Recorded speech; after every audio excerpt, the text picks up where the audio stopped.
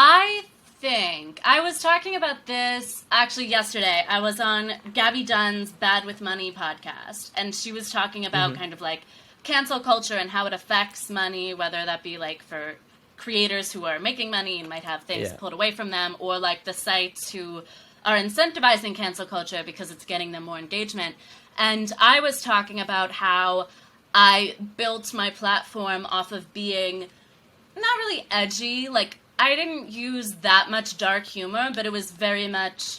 I certainly expressed the idea that I'm not afraid to push the envelope, at least a little bit. And, like, I almost wish that I had done that even more, because it kind of bites you in the ass later on if you don't. And it's like, oh, why aren't you making this perfect, wholesome, family-friendly, God-fearing content? And it's like, oh, I was never that person.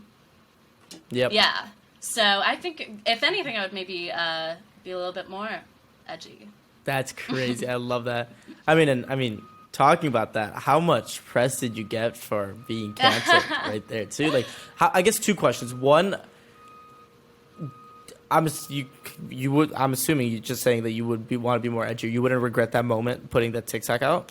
Oh, no, not at all. I think we place way too much emphasis on looks when it comes to building confidence, because some of you guys have not read a book in years, don't know how to do your taxes, have no sense of identity outside of the internet, and can't speak in public, and yet every morning, there you are looking at yourself in your full-length IKEA mirror going, "You're so hot. You're the prettiest girl in the world." Okay, and? Even if that were true, and let's be honest, who cares? Spell Pharaoh. Tell me what the FTC does.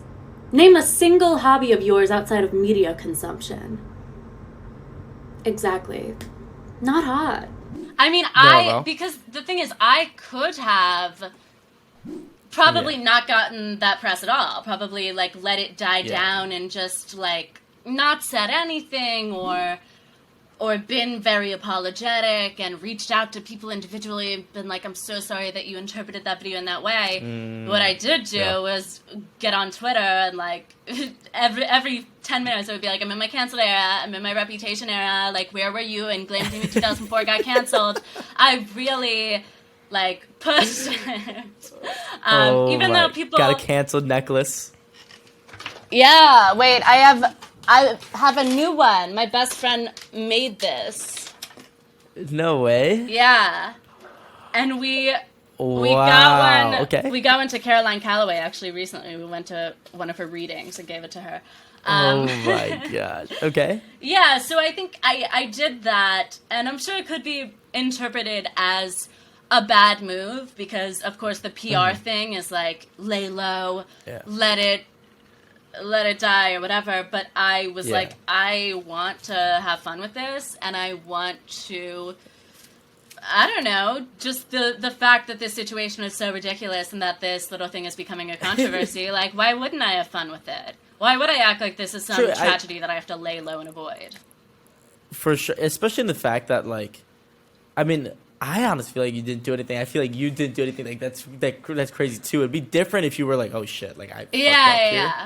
But that's I know I've seen you play it off, and I think that's so smart. Did you see any effect on, like, did none of it really get to your head, like, mentally, like, fuck, like, the internet kind of hates me right now, or were you really, like, the entire time like, this is so funny? It was a little bit of both, because I was never really like, oh my god, everyone hates me, because everyone who I, like, really knew and respected, like, my close friends and, like, the creators who I had known since the beginning were reaching out to me and being like, what the fuck is this? Like, why are you getting so much flack? This is so ridiculous. And so I was like, okay, obviously I care about those people's opinions more than I care about 15-year-olds on the internet. So if I'm looking to, like, get some sort of grand moral judgment, like, I've gotten it from the people who are honest with me and know me in my life. But I do think, more than anything, as far as, like, negative emotions go, I was just kind of anxious for, like, what could happen. Like, I was... Yeah, you never know. Yeah, you never know, even though I didn't really have, like, a situation in mind that I didn't have like a deal that could have been taken away or anything like that, but I was still kind of paranoid and just checking like my comments a lot and like name searching a lot, which I stopped doing, thank God. Learned my lesson. I bet.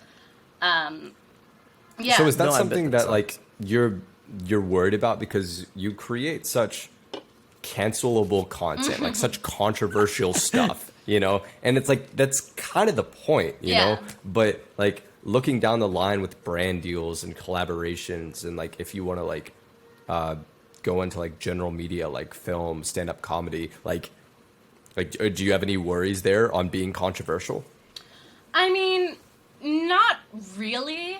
I feel like I would if I was just thinking about myself and like, the creators my age who are on the internet. But whenever I need perspective, I'm just like, okay, who do I idolize? Who did I want to be when I started doing things comedically? And the answer is people like Joan Rivers or like Anthony Jeselnik, Eric Andre, people who had a ton of controversy and yet were still wildly successful and able to take all of that in stride. And I was like, do I actually want to be like, God, who's an uncontroversial comedian?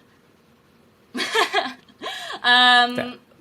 a good point. I mean, like Bill Bo Cosby Burnham? up until recently. Do I want to be Bill Cosby? No. Yeah, for sure. Yeah. And like, what does canceling like mean? Like, this is something KSI brought up in an Impulsive podcast. He was just like, imagine you're in basically in a relationship with someone and the world tells you can't hear from them again. Yeah. It's like being canceled is like just taking a vacation as a creator. You're gonna come back in 3 months and you'll be fine. Right? You can see that with Dobrik right now. You can see that it doesn't make what does canceled even mean? And anyone who has actually had their career ruined, like had a very successful career and it all went like it was all gone. Yep. They probably like touched kids or something. Like they did something crazy. Sure. It wasn't. They did that, if they did a sure. joke, they can bounce back. Guys, 25 Months is a podcast for creators and aspiring creators, so you all know how important that like and subscribe button is, so please smash it for us.